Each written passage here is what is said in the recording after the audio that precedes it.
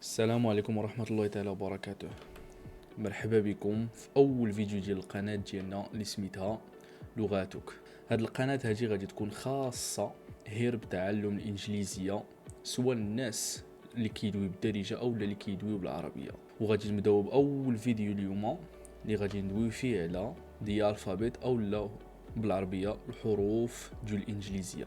بيان سور بعض المرات غادي نكون كنقرا شي نص بالونجلي، الا ما فهمتوش راه ماشي مشكل، راه طبيعي ما تفهموش، غادي نقراه ومن بعد غادي نترجمو لكم بالدارجه. دونك يلا نبداو.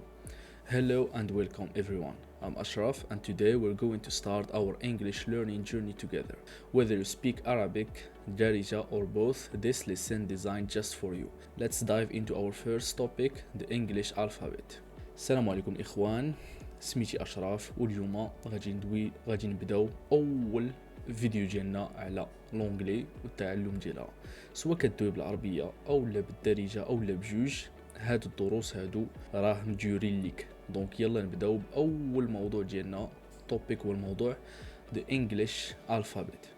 The English language uses 26 letters from A to Z. Today we will go through each letter focusing on how to pronounce them correctly. This is your first step towards mastering English. اللغة الإنجليزية كتكون من 26 حرف من A حتى Z، واليوم غادي ندويو وغادي نتعرفوا على كل حرف وغادي نركزوا على كيفاش نطقوا كل واحد فيهم بالطريقة الصحيحة. وهذه أول خطوة ديالك باش تحترف أو باش تتعلم الإنجليزية.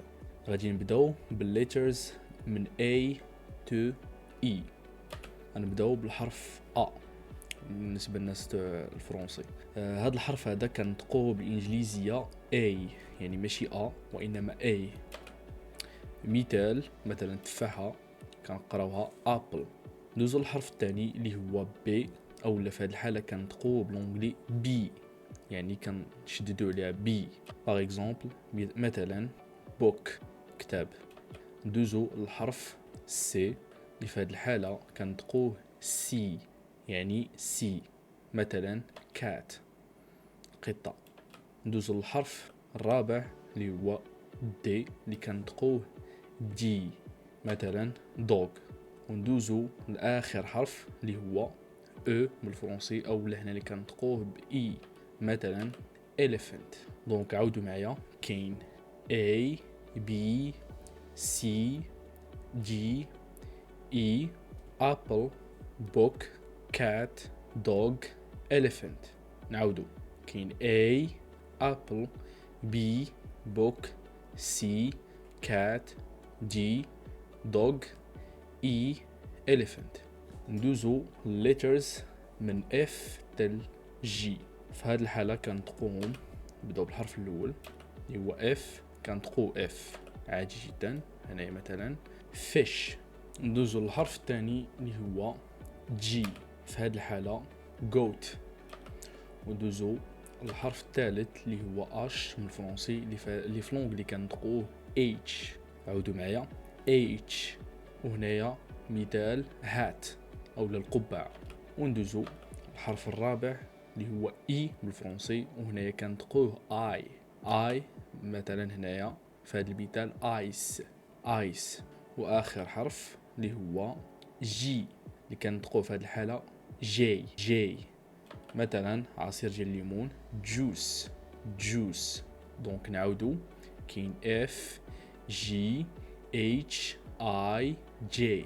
عاود معايا. كاين اف مثال فيش، جي مثال جوت، اتش مثال هات، اي مثال ايس، جي مثال جوس.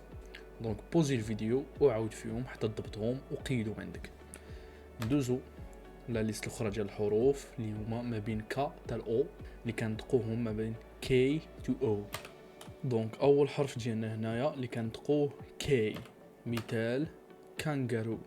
ندوزو الحرف التالي اللي هو ال بالفرنسي اللي حتى هنايا كنقولوا ليه ال، مثلا لاين.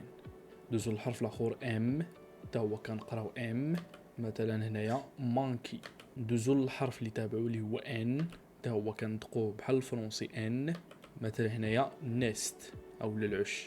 ندوز للحرف الاخر اللي هو او بالفرنسي واللي كنطقوه بالانجلي او، في هذه الحاله اول او البومه.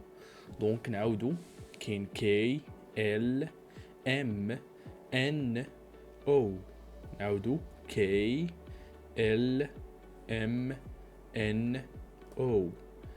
نعاودو كي kangaroo، ال lion، ام monkey، ان nest، او owl. ندوزو letters ما بين بي تال تي او لا بي تو تي. نبداو باول حرف بي اللي كنطقوه ب بي بالانجلي بي. باغ اكزومبل باندا. ندوزو للحرف التالي اللي هو كيو او هنايا اللي كنطقوه بالانجلي كيو كيو. مثلا كوين.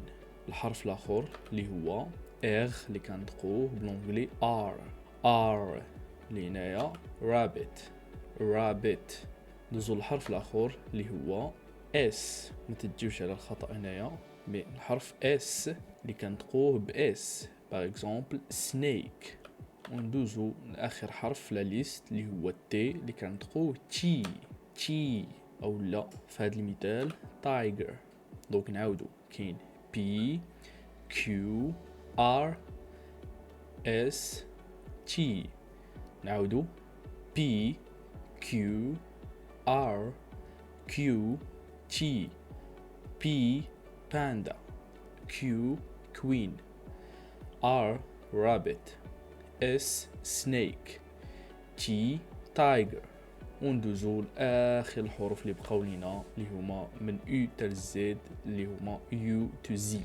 دونك او كنقراوها يو، مثلا امبريلا يو. ندوزو الاخر اللي هو في اللي كنطقوه في في. مثلا فايولين في فايولين. ندوزو الحرف الاخر اللي هو دبليو، وهنايا كنقولوا ليه دبليو دبليو دبليو، يعني جوج ديال او دبليو. فوالا. مثلا هنايا كنطقوه ب ويل ويل. ندوزو للحرف الاخر اللي هو اكس، كنطقوه باكس في هذه الحاله كزيلوفون كزيلوفون.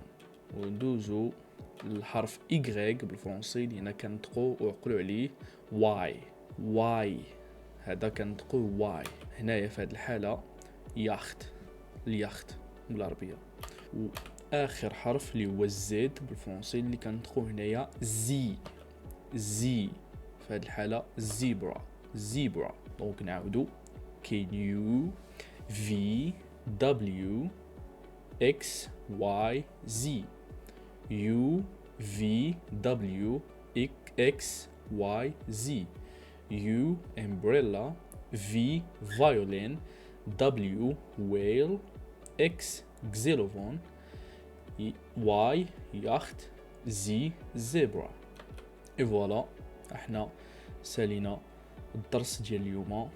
حاولوا تعاودوا الدرس مرة جوج ثلاثة حتى تضبطوا جميع الحروف وتعقلوا عليهم. غادي نقرا لكم النص اللي مكتوب هنايا. Thank you for joining me today. I hope this lesson was helpful and you enjoyed learning the English alphabet. Don't forget to practice and stay tuned for our next lesson. Please like, subscribe and share your thought in the comment below. See you next time. شكرا حيتاش انضميتي لينا اليوم. كنتمنى يكون عجبك هذا الدرس وعاونك، واتمنى انك تشارك معنا في لي فيديو اللي جايين وتبراكتيسي هذا الفيديو. الى عجبك الفيديو دير لايك، تابونا وبارطاجيه مع الناس اللي بغيتيهم يتعلموا. عندك شي سؤال قولها لي في الكومنتس، عندكم شي حاجه ما فهمتوهاش خليوها لي في لي كومونتير.